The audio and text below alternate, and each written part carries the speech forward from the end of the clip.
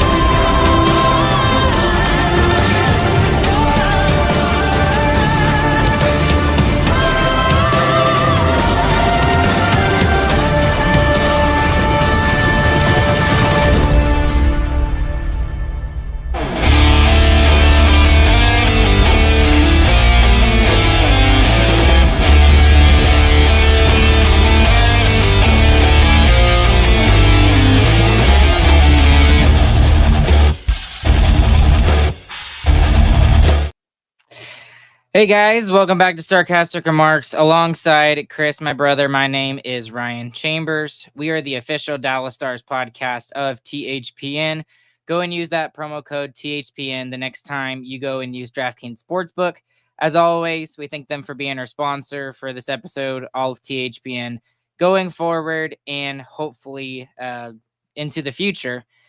Speaking of the future, Chris, there's a Game 7 in the Stars' future. The Stars lose by a final score of 2-0 to the Vegas Golden Knights in Vegas, and they send the series back to Dallas.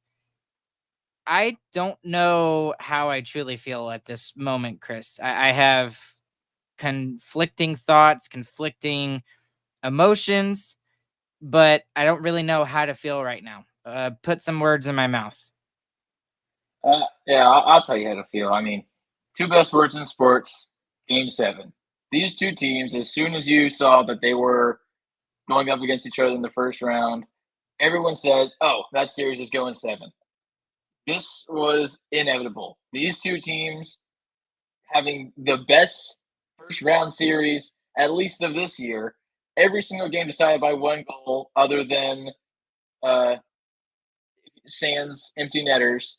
I mean, this is what this series was always supposed to be. This is the culmination of these two teams' playoff battles.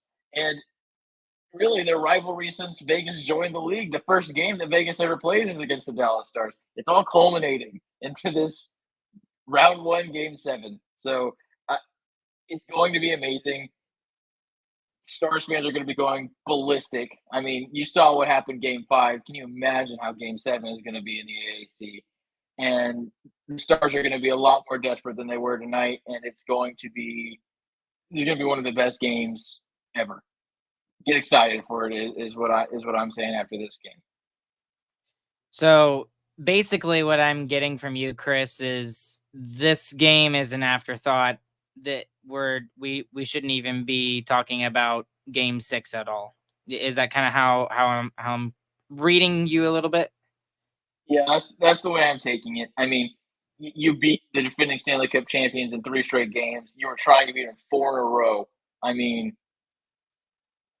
it doesn't matter, right? When you're playing a good team like that, beating them 4 times in a row is a crazy task to try and get. But that's why you want, like Dad said, we were all watching the game together. Dad said that's why you win Game 5, so you could lose Game 6. That's what the Stars did, and now it's time for the Game 7 that everyone knew was coming. And boy, it's a good thing we won the West because we got that sucker at home, and we got a coach that's undefeated in Game 7s. So, I mean, you look at all those odds, everything looks good going your way, and the Stars aren't even playing that great. We got several players that haven't really showed up for us this series. So you're always nervous when it's a Game 7, but you got to feel good the way the Stars are playing in this series. I'm excited for it. So to just kind of discuss this game a little bit for a both teams' perspective, I would say that the energy was extremely low. And that was something I noticed right off the bat for not just for Dallas, for both teams. The way that the first 3.5, 4 minutes kind of went, I was like, wow, this is kind of boring. Yeah, I was shocked. Yeah, it was not the way I expected the game to go. And it was very frustrating to see the Stars play the way they did in Game 6. But at the same time, coming out of the first period, there were no goals. In the words of UC Saros on that commercial we see all the time. And it's no goals. It was not a very good period for the Dallas Stars at all, especially in the first period. It started to pick up in the second period, especially. But to be completely and totally honest with you, Chris, again, from a biased perspective, this was a better game by Vegas than by the Stars. Just in most facets of the game, especially in the first period, I didn't think that the Stars played very well. And this is the first one where advanced analytics will agree with you. The advanced analytics favored Vegas in this game for the first time all series. So in general, I'll agree with you. That being said, I thought we would see the best game from Otter this game, and we did. We did. And we had so many chances to score on Adin Hill that weren't even saved. They were just misses. 2 breakaways where you don't get a good shot off. I mean, several chances with open nets. The Stankoven chance with the wide open net is haunting in this game. Truly haunting.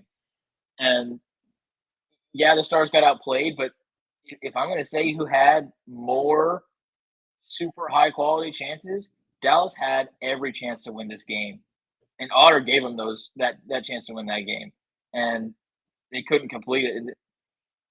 And this is where I'm going to get to the big guys that aren't producing for us, where we need help. I mean, Rope has 1 goal and 1 point in this series, and it was on that empty netter. It was a great play. He made 1 good play. That's not where your number 1 center needs to help you. You look on the other side of the ice with Jack Eichel, it's night and day difference. Joe Pavelski, I mean, I know he's almost 40 now. I mean, he's still your top line forward. You saw how much he could produce last season and during the playoffs. That's where you need one of those guys to get something going, to show up. So it's hard to beat the other best team in the West. These are 2 best teams in the Western Conference. It's hard to beat the second best team in the West when some of your best players aren't playing their best. And it's obvious to see that based off of what we saw in the second period there. Rope Hintz got spun around there for a bit, and he was not on the bench for a period of time. So I'm not sure what they were looking at. Obviously, I'm guessing they're looking at a nagging injury that he's had for a while now, because that could explain his performance in this series. But I agree with you, Chris. We got to have one of these guys who has not been playing very well step up for this team. And, I know we've talked about this all season long. It's kind of flipped on its head a little bit. The defense is fine. We're doing a 5-man rotation, and Nils Lundqvist is getting thrown in there when absolutely all the other 5 guys are exhausted or whatever at a non-important time in the game. And the offense of the Stars is just not showing up. And the thing is that's frustrating, the way that you look at it is the depth is showing up, and it's the top guys who are not showing up for the Stars on the offensive side of the puck. So that's been something that, and minus Robertson, I guess I should say, especially Robertson has been good, but like you said, Chris, some of our top guys, and you can throw Duchesne in there as well. Marchment is probably not going to be back in the series because I don't even think he was at practice. Oh no, he was at practice this morning, but they said he was not. Yeah, they said unavailable. He was unavailable. I don't think we see Fox for Game 7. I don't think there's any reason to mess with what you had. But I mean, anything I've said so far kind of out of line? No, that's definitely true. We need, especially in a game like this, you need someone just to step up, make a clutch play. And that's where you really want to lean on those veteran guys and not rely on Johnson Stankoven to drive your offense. A bigger deal in this game, too, and we've shown that we can play this way, but we definitely let Vegas dictate the pace of play in this game. This was a lockdown, very structured defensive game, which is exactly what Vegas wanted. They've been getting outplayed the last 3 games. They tried to take the skill out of this game, and they did. They got the first goal. They got the lucky first goal, and that's all it was. From that point on, they locked it down completely. Stars had nothing. Stars didn't have a chance late in that third period. I don't know if they even had a shot on goal. Well, they probably had one off of the wing near the end there, but yeah, it was Vegas was hoping to get the first goal and play great defense. That's exactly what they did, and the Stars did the same. They were like, "All right, we'll play the chess match too," and they should have done that. They needed to try and open up the ice more, and they couldn't get that. They couldn't get it there. Vegas just dictated the pace of play. The way that we played tonight reminded me a lot of the way that Vegas played in Game 3. They just didn't seem to be there. Whether it was emotionally, physically, mentally, whatever, they just seemed a little bit off. And again, it's just a I thing. It's not a certain things I can point to kind of thing. They just looked a little bit off. And the people that can come on and tell us why they were off, those people are going to make like millions of dollars eventually in sports casting or something like that. But the one thing that I did not like from the Stars was they were not getting cleanly out of their zone like they were in the last 2 games, especially. The last 2 games, it was Vegas tried to enter the Stars zone and just nothing. Now, there was elements of that in the game tonight. There absolutely was, where they were playing very well defensively and they were not getting anything off of it. But Vegas had a lot more chances in this game tonight than they have had in the last couple of games. So, I mean, we've talked about it a couple of times in the last couple of episodes we've done this, Chris, but the Stars just have to be perfect. They cannot make a single mistake. And that's just something that we have to look forward to in Game 7, that the Stars are just going to have to be absolutely perfect. Yeah, and the Stars did make a couple mistakes tonight, and as did Vegas, but the goalies tonight were fantastic too. I mean, the defensive performance on top of fantastic goaltending, it was what made this a 1-0 game. And it was still edge of your seat stuff after that first 10 minutes of the first period. So speaking of goalies, let's talk about Adin Hill for a second, because me, along with every other Stars fan, were shocked to see that he was named the starter for Game 6. And at least for now, Bruce Cassidy looks like a genius for starting him in Game 6.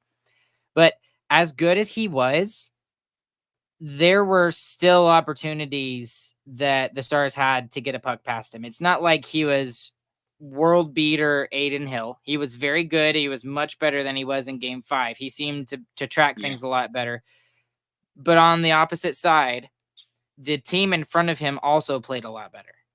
So I think both things can be true in the fact that Aiden Hill was very good and he played a lot better, but there were still opportunities that the Stars had to score on him.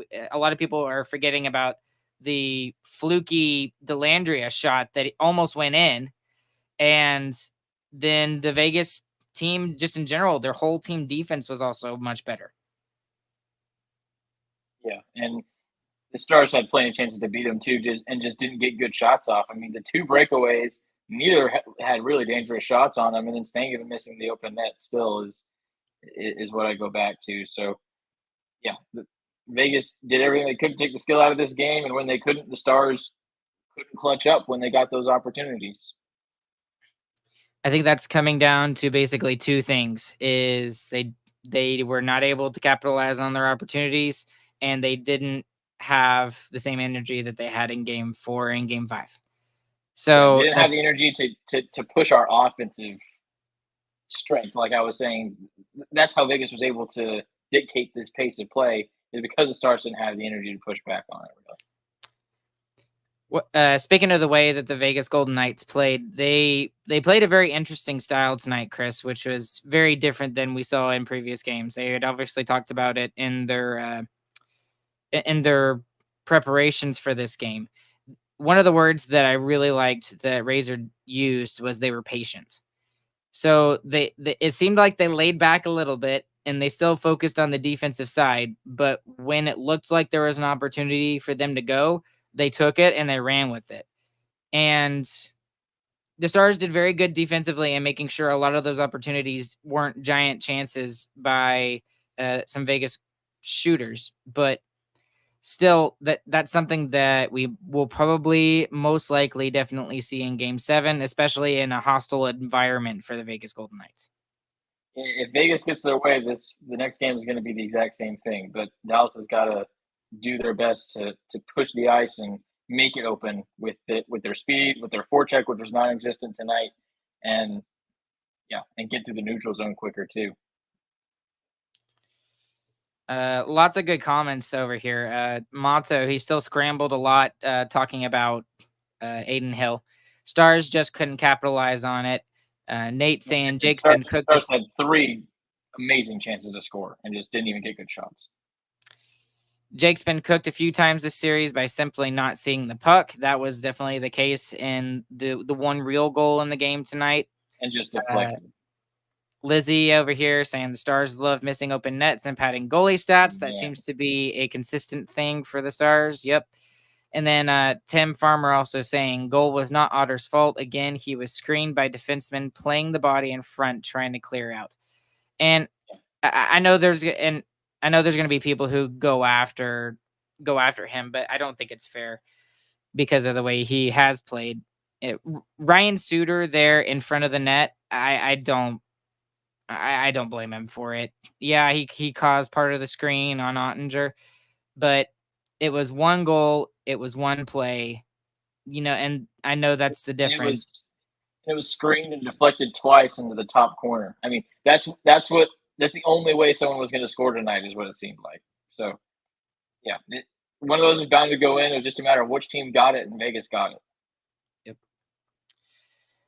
Now, one of the negative things I did not like about this game tonight, Chris, was one particular player's play in his own zone. And it's going to be probably extremely unpopular. And for those of you that saw the tweets earlier, you know who I'm talking about. And it's Thomas Harley. I did not enjoy Thomas Harley's game here tonight.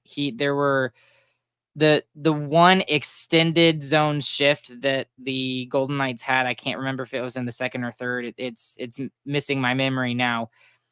But he was the reason why that puck was originally kept in. And it wasn't just one thing that happened tonight, Chris, with him. There were about 3 or 4 different opportunities that I can think of off the top of my head where he either just could not get it out of his own zone, or he did not make the full pass and try to connect, or he made an ill-advised pass, or something of that nature when he was in his own zone. When he was like, if you look at the other 2/3 of the ice, I had no problem with what he was doing in the neutral zone or on the offensive zone. But in his own zone, I was very frustrated with his play tonight. Yeah, I agree with that. I think the same can be said to some extent for Suter, maybe not as much, but Suter had a couple of pretty boneheaded clears that didn't even get to the blue line. So, and that was part of what Vegas was doing to us tonight too, is they were hounding the forecheck, getting it deep, and hitting guys every single time. I mean, when you're trying to get the puck off your stick to brace for a hit as quick as possible, that's when you screw up stuff like that. So you got to give some credit to Vegas, but yeah, they gotta have their composure better too. There's a lot of people, and this is interesting because I'm taking this from the chat here. People are talking about it. How are you looking play during this series? Obviously, he is not producing offensively like he has in the past. Are we finally seeing Father Time catch up to Joe Pavelski? Yeah, I mean, it seems that way. He's just slow too. He's not being as aggressive as he normally is in front of the net. I don't know. Whatever it is, though, like it's playoff times. You gotta figure out a way to contribute at least, because it's not just that he's not scoring. There's no contribution from him right now, and when you have two guys on your top line not contributing, it's hard to overcome that. And maybe that was the decision why. Maybe that was why, sorry, Pete DeBoer went with the decision of putting Johnston back on that line with Ben and Stankoven, because as good as Robertson has been, the other two guys on that line has just not been working. So here's my let's kind of wrap this up here a little bit, unless there's anything else you can think of. Is there anything else we need? Okay, that's because I mean, basically what I'm looking at this as is we had an opportunity to finish it, kind of a throwaway game in the playoffs. I know that sounds crazy, but it's hard to beat a team 4 times. Stars threw it away. I don't want to say they threw it away. The Vegas played better than the Stars tonight. They deserve to win. Stars they had their chances. They had their chances, but Vegas deserved to win that game. Just like Game 3 for the Stars, Vegas had no reason being in that game. Well, Stars were a little bit better than Vegas was in Game 3. So. Okay, and that's fair on that side. That's fair on that side. But okay, looking forward to Game 7. I still, if Hakanpää is ready to go, which I don't think he will be, because they've said, oh, he's almost ready, and it hasn't. It's been like 2 weeks in the playoffs, and he still hasn't come back. So I would expect Lundqvist to still be in and only playing about 4 to 5 minutes, maybe even 2.5, like he did the other night. Do we see any players get moved around on the forward lines? Does somebody get pulled out? Do we see Dellandrea get pulled out in favor of Faksa? Does that make a big difference? Do we see maybe Pavelski? That sounds crazy to talk about, but do we see him get pulled out? Which, yeah, I agree. I don't think it would be a good idea. But what do you think especially the forward lines should look like on Sunday night? They're going to look the same. The only thing that might happen is Faksa going in for either Smith or Dellandrea. And that's a big maybe, too. That'd have to be if Fox is actually really ready to go and is energetic from being rested. So I see that as a low chance. But, yeah, I think it's going to be the same. And that doesn't worry me at all. I mean, we just need to execute. We need someone to step up and make a clutch play. I mean, you get that tonight and we're done. We're moving on. So that's what you need the next game. You got to have someone step up and score on those chances. Connor asking, is he, meaning Pavelski, the oldest player in the NHL right now? I don't think so. He is one of the oldest. I believe the oldest is Mark Giordano in Toronto, but I don't even think he's playing right now. I think he might be healthy scratched. I don't know. I don't think Pavelski is the oldest on this team. I think Suter's older than him. Oh, I don't know. I think he's 1 year older than. Yeah. Well, we'll have to look that up. Okay. Who's gonna be the big hero in Game 7, Chris? Last question, and we'll do biggest winner, biggest loser. If I have to predict, I mean, Stankoven's been playing so good and hasn't gotten the goals. I'm gonna say Stankoven's the big hero tomorrow. Tomorrow, Sunday. Oh, it is tomorrow now. Yeah, I guess it is technically tomorrow. Yeah, it is 12:19 at the time we're recording this. So, you know what? I'm gonna go crazy. Well, I guess it's not crazy, but I'm gonna say Miro Heiskanen. It's gonna be Miro Heiskanen who is gonna send the Stars to the second round. I really think that's gonna be the case. What do you think this game is gonna be like? Do you think this is gonna be another close one, or do you think this is gonna probably be a blowout? It's gonna be just like the first 6. It's gonna be amazing. All right. Last thing. Tonight sucks, but everybody just like try and take a step back. It's really hard because this is a really emotional series. Try and take a step back. This is the best playoff series I have ever watched with the Dallas Stars. This is amazing. Every single game. So I'm really worried about Game 7. But at the same time, Chris, coming into the game, I didn't have the same worry and anxiety that I did, say, especially in Game 3, for example. And even though that the Stars won Game 5, it felt like they were just going to win. It was just a feeling in the way that they were playing. Tonight, I didn't get that feeling from them in the first period. And that worried me. And for some reason, I just knew we were going to lose this game. They need to be able to come out in Game 7. They need to show a little bit more effort in their legs, and they cannot look like they did here in Game 6 tonight. They've got to be able to execute on some of their chances. Okay. Biggest winner and biggest loser here tonight, Chris. Who you got? Chris Tanev. I mean, probably his best game as a Dallas Star. He was absolutely fantastic tonight. So many blocked shots, and every time he blocked the shot, he always cleared the puck too and made a great play with it. That was a defensive masterclass from that guy. I mean, amazingly good. It's funny you mentioned that he was going to be mine because I thought you were going to say Ottinger, but I will pick Ottinger here tonight. That he has been fantastic. Ever since Game 3, the final minute of the third period in Game 3, when it looked like the Stars could have possibly lost that game, he has been amazing. He only allows 1 goal tonight. He allowed 2 in the last game. Game 4, I don't even remember how many goals, but 2. So you got to feel like the Stars have got to get 3. All they need is 3. We're back to this 3-2 NHL, at least in this series. So, but he is the biggest winner in tonight's game for me. Biggest loser. Who you got, Chris? I'm gonna give it to Rupe. He's gotta get going. We need him. Even just for the speed, just getting through the neutral zone fast. That's what we need. Pump him full of ibuprofen or something. Who knows? For me, I'm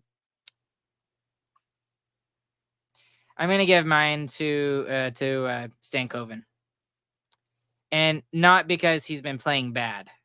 And it's that I feel for him because I feel like that opportunity that he had, the open net opportunity, is going to haunt him for tonight and tomorrow night until he wakes up for Game 7 on Sunday. So, and maybe that can go one of two ways too with that. That can mean he's going to have his best game ever on Sunday, or it could mean he's not going to show up. But from what we've seen from Stank so far, I think we're going to see a lot of Stank on Sunday. We're going to see it. We're absolutely going to see his best. So, excuse me. And who else's best you're going to see? Who? You're going to see my best. I'm going to be there on Sunday. I'm going to be sitting with the fans way up high. So maybe do a couple live videos while we're at the stadium or something. We'll see. But I'm gonna be there screaming my head off. We're gonna get that place rocking. I'm excited. Never been to a game 7. Let's go. All right, Chris. Anything else before we wrap it up? Start the way I ended it. 2 best words in sports. Game 7. Let's go do it.